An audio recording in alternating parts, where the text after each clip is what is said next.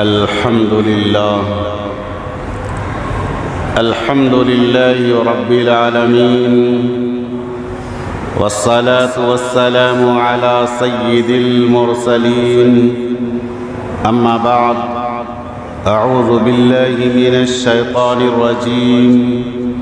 بسم الله الرحمن الرحيم. ألف لام ميم، ذلك الكتاب لا ريب فيه هدى للمتقين الذين يؤمنون بالغيب ويقيمون الصلاة ومما رزقناهم ينفقون. صدق الله العظيم. فقد قال النبي صلى الله عليه وسلم: السخي حبيب الله. وقال في موضع آخر: السخي قريب من الله وقريب من الناس وقريب من الجنة. وقال: البخيل قريب من النار، البخيل بعيد من الجنة وبعيد من الله، أو كما قال النبي صلى الله عليه وسلم. إن الله وملائكته يصلون على النبي يا أيها الذين آمنوا صلوا عليه وسلموا تسليما. درود پاک اللهم صل على محمد وعلى آل محمد كما صليت على إبراهيم وعلى آل إبراهيم إنك حميد مجيد. اللهم بارك على محمد وعلى آل محمد كما باركت على إبراهيم وعلى آل إبراهيم إنك حميد مجيد.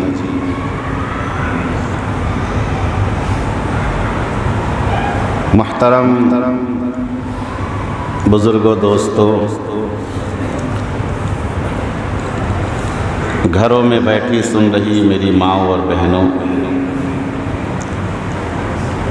آج میں چاہتا ہوں کہ مسجد کا ایک اہم کام جو پینڈنگ پڑا ہوا ہے، جس کا تذکرہ آپ بار بار سن رہے ہیں کمیٹی کے ذمہ داران کی جانب سے، میں چاہتا ہوں کہ اسی ضمن میں دو چند باتیں پیش کروں. اس کے بعد ایک عمل آئے گا، ابھی اس عمل خیر میں، اس محبوب عمل میں ہر شخص اپنی حیثیت، وسعت، طاقت کے مطابق اس مبارک عمل میں حصہ لینا ہے. میں اس سے پہلے دو چند باتیں آپ حضرات کے سامنے عرض کر دوں تاکہ آپ کے ایمان میں تازگی پیدا ہو جائے اور آپ کو یہ بات سمجھ میں آ جائے، آپ کے ذہن و دماغ میں یہ بات جاں گزی ہو جائے، یہ بات دل نشین ہو جائے، آپ کے دل میں یہ بات رسخ ہو جائے، بیٹھ جائے کہ مسجد اللہ کا گھر ہے، مسجد اللہ کا گھر ہے، اور اللہ کے راہ میں وہی لوٹاتے ہیں جو اللہ کو محبوب ہوتے ہیں. جن کی دولت اللہ کو محبوب ہوتی ہے وہی اپنے مال و دولت کو اللہ کے راہ میں خرچ کرنے کو باعث عزت و افتخار سمجھتے ہیں. میرے بزرگوں، پیارے بھائیوں، آقا کریم علیہ السلام نے ارشاد فرمایا: السخی قریب من اللہ، کہ سخی اللہ کے قریب ہے. السخی قریب من الجنہ، کہ سخی جنت کے قریب ہے. السخی بعید من النار، اور سخی جہنم سے دور ہے. السخی قریب من الناس، سخی لوگوں سے قریب ہے. اور آگے پیارے آقا علیہ السلام نے ارشاد فرمایا: البخیل قریب من النار، کہ بخیل جو کنجوس ہوتا ہے وہ جہنم سے قریب ہوتا ہے. والبخیل بعید من اللہ، اور بخیل اللہ سے دور ہوتا ہے۔ ایک جگہ پر میں بخیل پر تقریر کر رہا تھا، پوری تقریر بخیل پر ہو گئی، لیکن پورے عوام کو پتہ نہیں چلا کہ بخیل کس کو کہتے ہیں۔ تو بخیل کسے کہتے ہیں معلوم ہے نا؟ کنجوس کو، جو اپنے مال کو گن گن کر کے جمع کر کے رکھتا ہے اور یہ سمجھتا ہے کہ یہ مال ہمیشہ رہے باہر کے۔ والبخیل قریب من النار، اور بخیل جو ہوتا ہے وہ دوزخ کے قریب ہوتا ہے، اور سخی جو ہوتا ہے وہ جنت کے قریب ہوتا ہے۔ بخیل اللہ سے دور ہوتا ہے، کنجوس اللہ سے دور ہوتا ہے، اور سخی اللہ سے قریب ہوتا ہے۔ زمین میں زلزلہ آیا، زمین تھر تھر کانپنے لگی، زمین کے اندر تھرراہٹ آ گئی، تو فرشتوں نے رب تعالیٰ سے فرمایا کہ میرے پروردگار زمین میں زلزلہ آ گیا، زمین میں تھرتھراہٹ آ گئی، یہ زمین کو کیسے روکا جائے؟ اس زمین کی تھرتھراہٹ کو کیسے روکا جائے؟ اللہ تبارک و تعالیٰ نے فرمایا کہ میرے فرشتے گھبرانے کی کوئی بات نہیں ہے۔ اس وقت اللہ تبارک و تعالیٰ نے پہاڑ کو پیدا کیا، پہاڑ کو پیدا کر کے رب تعالیٰ نے زمین میں ساکت کر دیا، زمین جو کانپ رہی تھی، لرز رہی تھی، زمین تھم گئی۔ فرشتوں نے پہاڑ کو دیکھا، جب پہاڑ کو فرشتوں نے دیکھا تو رب تعالیٰ سے فرمایا ہل من خلقک شیء اشد من الجبال۔ یہ فرشتوں میں اور اللہ میں گفتگو ہو رہی ہے۔ فرشتوں نے رب تعالیٰ سے فرمایا کہ حل من خلقک شیء اشد من الجبال، کہ اے میرے پروردگار کیا پہاڑ سے بھی زیادہ کوئی مخلوق آپ کے نزدیک مضبوط ہے؟ رب تعالیٰ نے فرمایا نعم، کہ ہاں میرے بندے، میرے فرشتے، پہاڑ سے بھی زیادہ مضبوط چیز ہے۔ فرشتوں نے کہا کہ اے میرے رب وہ کیا ہے؟ اللہ تبارک و تعالیٰ نے فرمایا الحدید، لوہا۔ پہاڑ سے بھی زیادہ سخت چیز لوہا ہے، اس لیے کہ لوہا پتھر کو کاٹ دیتی ہے، پتھر کا ریزہ ریزہ کر دیا جاتا ہے لوہا کے ذریعے۔ اب پھر فرشتوں نے سوال کیا کہ میرے پروردگار حل من خلقک، حل من خلقک شیء اشد من الحدید، اے میرے پروردگار لوہے سے بھی زیادہ کوئی چیز آپ کے نزدیک سخت ہے؟ رب تعالیٰ نے فرمایا نعم، ہاں میرے فرشتے، لوہے سے بھی زیادہ میں نے مضبوط چیز بنائی ہے۔ وہ کیا ہے؟ الماء۔ وہ کیا ہے؟ وہ کیا ہے؟ النار۔ اللہ نے کیا فرمایا؟ النار، کہ میں نے لوہے سے زیادہ سخت چیز آگ کو بنایا۔ آگ کے اندر رب تعالیٰ نے وہ طاقت رکھی ہے کہ لوہے کو گلا کر کے ختم کر دے، بھسم کر دے۔ اب فرشتوں نے پھر سوال کیا کہ اے میرے پروردگار حل من خلقک شیء اشد من النار،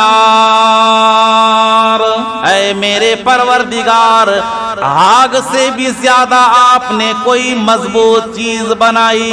رب تعالیٰ نے فرمایا نعم، ہاں میرے فرشتے، میں نے آگ سے بھی زیادہ سخت چیز بنائی ہے۔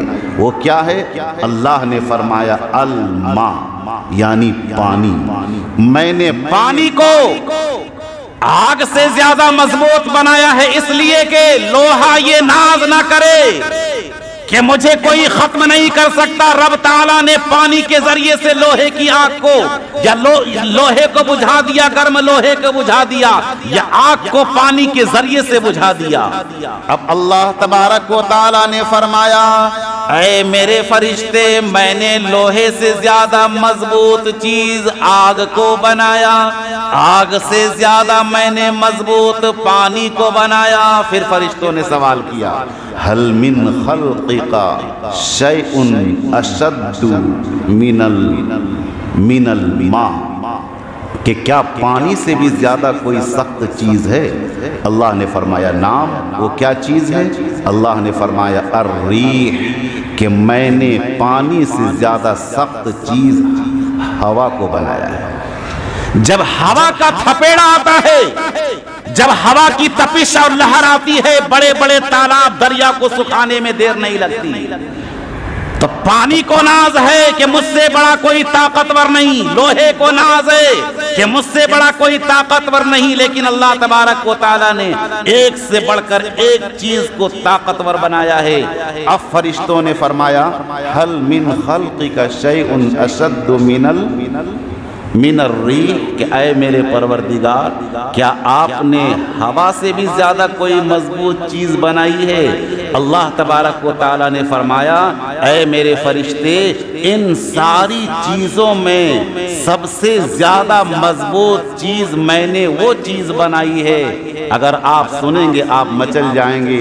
اللہ نے فرمایا میرے نزدیک وہ بندہ سب سے محبوب ہوتا ہے اس بندے کا عمل سب سے زیادہ مضبوط، اس بندے کے عمل کو سب سے زیادہ محبوب رب تعالیٰ کہتے ہیں۔ وہ کیا ہے کہ داہنے ہاتھ سے صدقہ کرے تو بائیں ہاتھ کو پتہ بھی نہ چلے۔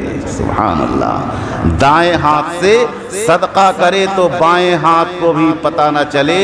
اس کا کیا مطلب کہ اللہ کے راہ میں چھپ کر کے دینے کا حکم ہے، لیکن جب زکوٰۃ کی باری آ جائے کھل کر کے دینے کا حکم ہے۔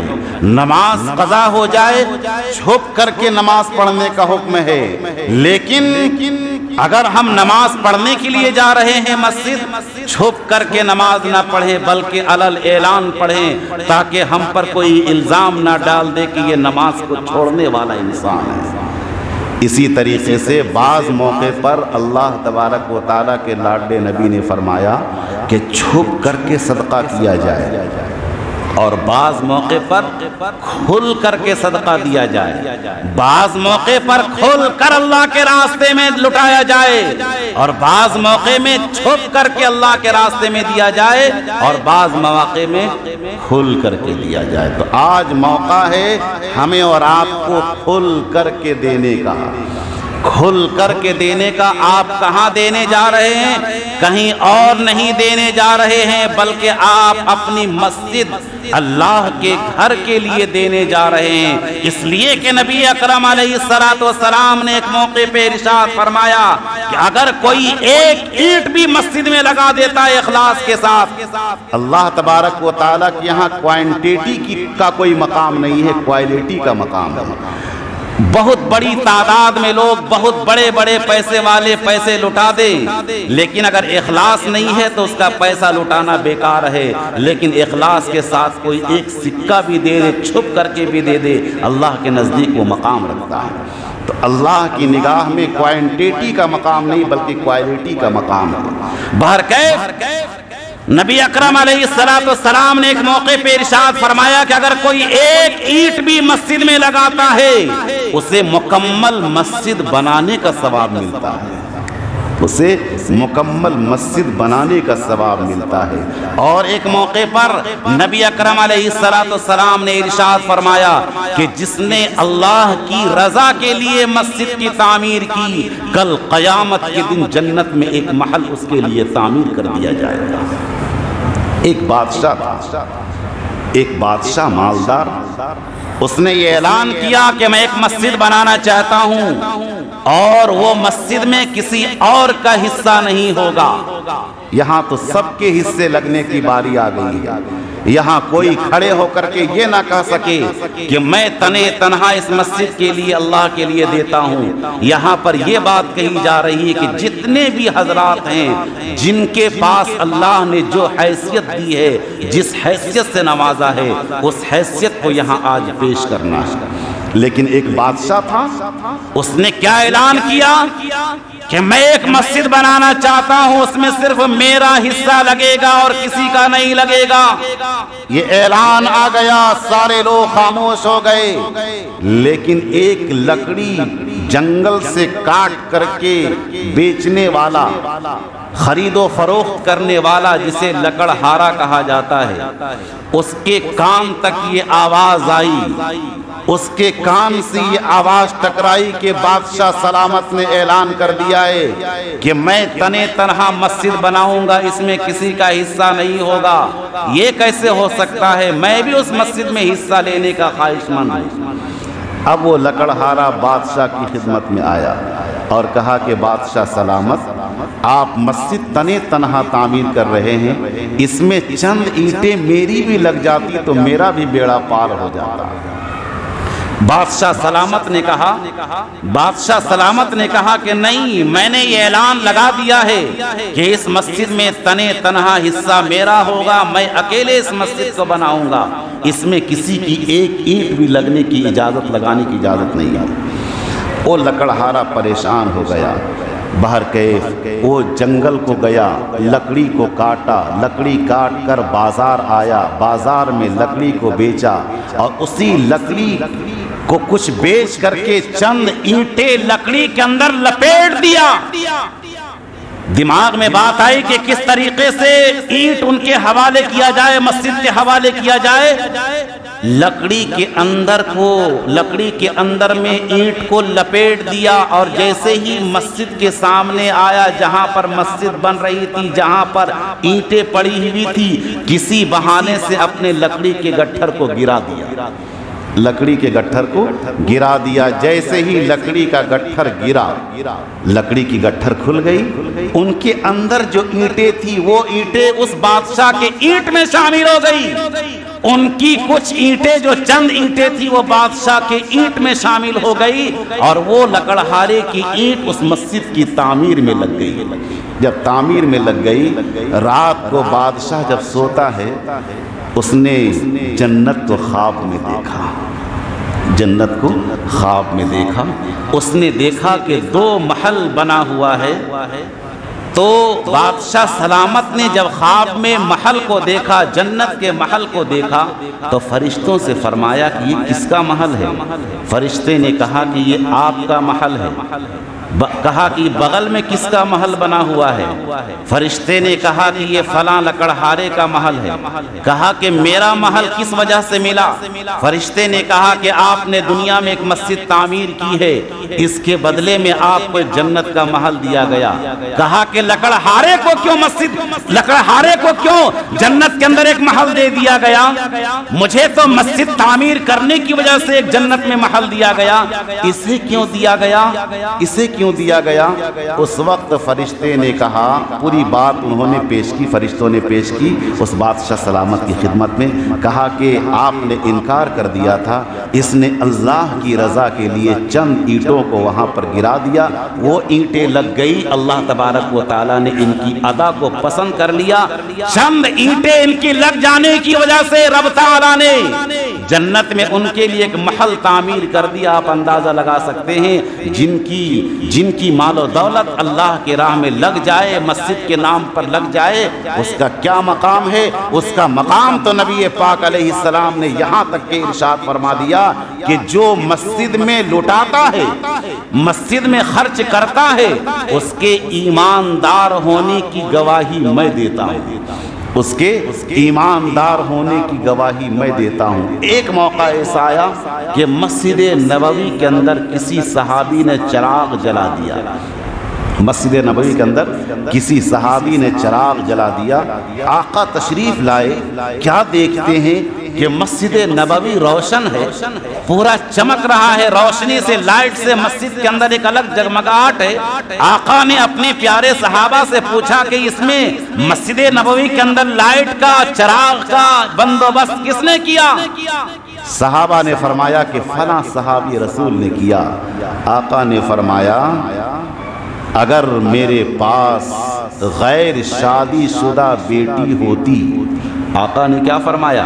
اگر میرے پاس میرے گھر میں غیر شادی شدہ بیٹی ہوتی تو اس انسان کو جس نے مسجد میں چراغ روشن کیا ہے میں ان کے حوالے ان کے نکاح میں اپنی بیٹی کو دے دیتا، ان کے نکاح میں اپنی بیٹی کو دے دیتا۔ آپ اندازہ لگا سکتے ہیں کہ مسجد کی تعمیر میں، مسجد کے حصہ لینے میں کتنا بڑا ثواب، کتنا بڑا ثواب ہے، آپ اندازہ لگا سکتے ہیں۔ اسی لیے ایک موقع ایسا آیا کہ حضرت اسماء رضی اللہ تعالیٰ عنہ جو حضور پاک علیہ السلام کی نسبتی بہن ہے، آپ کی پیاری بیوی حضرت اماں عائشہ رضی اللہ تعالیٰ عنہ کی بہن ہے، وہ آقا کے دربار میں آ کر عرض کرتی ہے کہ میرے پیارے آقا، میرے پاس دنیا میں کچھ نہیں ہے، بس جو ہے وہ میرے شوہر کا کمایا ہوا مال ہے، کیا میں اللہ کی راہ میں خرچ کر سکتی ہوں؟ آقا نے اجازت دی۔ لیکن آپ کو یہ میں مسئلہ بتا دوں کہ شوہر کی اجازت کے بغیر ایک بیوی اپنے شوہر کے مال کو نہ اللہ کے راستے میں خرچ کر سکتی ہے، نہ کسی کو قرض دے سکتی ہے، نہ آنے والے نہ مانگنے والے کسی کو نہیں دے سکتی ہے۔ لیکن آقا نے کیوں فرما دیا کہ ہاں تم اپنے مال کو، اپنے شوہر کے مال کو اپنے شوہر کی اجازت کے بغیر خرچ کر سکتی ہو؟ اس لیے فرمایا گیا کہ مسئلہ یہ ہے کہ اگر شوہر دیندار ہو، اگر شوہر رحم دل ہو، اگر شوہر عفو و کرم کا معاملہ کرنے والا ہو، اگر شوہر ناراض نہ ہوتا ہو اس کے مال کو خرچ کرنے کی وجہ سے، تو پھر بیوی اپنے شوہر کے مال کو بغیر اجازت کے لٹا سکتی ہے، بغیر اجازت کے اپنے شوہر کے مال کو اللہ کے راستے میں خرچ کر سکتی ہے۔ اس موقع پر آقا کریم علیہ السلام نے حضرت اسماء رضی اللہ تعالیٰ عنہ سے فرمایا کہ اے اسماء، مال کو گٹھر باندھ کر مت رکھو، بلکہ اللہ کے راہ میں لٹاؤ۔ یہ مال گٹھری میں بند کرنے کے لیے نہیں ہے، بلکہ یہ مال اللہ نے اپنے راستے میں لٹانے کے لیے دیا ہے۔ آپ جتنا لٹائیں گے اتنا اللہ آپ کو دے گا۔ یہ اللہ کا نظام ہے کہ اللہ کے راہ میں جو کوئی خرچ کرتا ہے تو رحمت کے اور برکت کے دروازے کھول دیے جاتے ہیں، رحمت اور برکت کے دروازے کھول دیے جاتے ہیں، رحمت اور برکت کے دروازے کھول دیے جاتے ہیں۔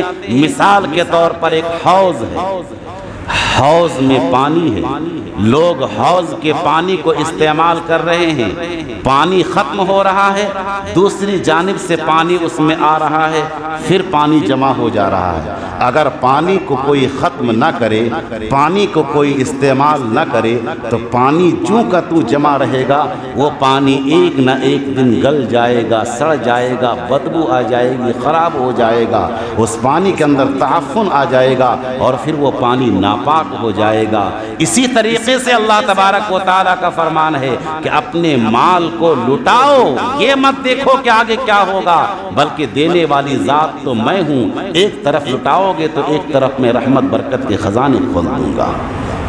تو بزرگو دوستو، ایک بہت ہی اہم مسئلہ آپ کے سامنے آ چکا ہے، اور یہ بہت ہی بڑا مسئلہ نہیں ہے آپ لوگوں کے لیے۔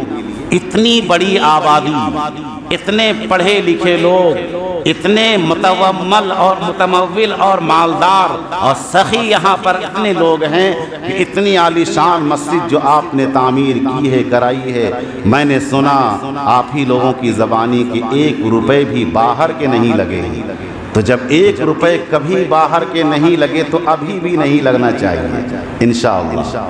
بولیے، ڈر کے بول رہے ہیں، جب کبھی نہیں لگا تو ابھی بھی نہیں لگنا چاہیے۔ لہذا حضرات اپنی اپنی وسعت کے مطابق تیار ہو جائیں۔ اللہ تبارک و تعالیٰ نے آپ کو مال و دولت سے نوازا ہے، 3.5 لاکھ روپے تقریباً دینے ہیں، جیسا کہ آپ کو ساری تفصیلات پچھلے جمعہ صدر محترم صاحب نے فرما دیا ہے۔ اس میں سے پچھلے جمعہ ہمارے بعض حضرات ہیں، اہل خیر حضرات، کہ جنہوں نے اپنا نام پیش کیا ہے، اور کچھ حضرات شاید اس میں جمع بھی کر چکے ہیں۔ ہمارے کمیٹی کے ذمہ داران تشریف لا رہے ہیں۔ آپ حضرات اس کار خیر میں بڑھ چڑھ کر کے حصہ لیں۔ یہ موقع بار بار نہیں ملتا ہے، آپ یہ بات ذہن میں بیٹھا لیں کہ یہ موقع بار بار نہیں ملتا ہے۔ رب تعالی جسے نوازتے ہیں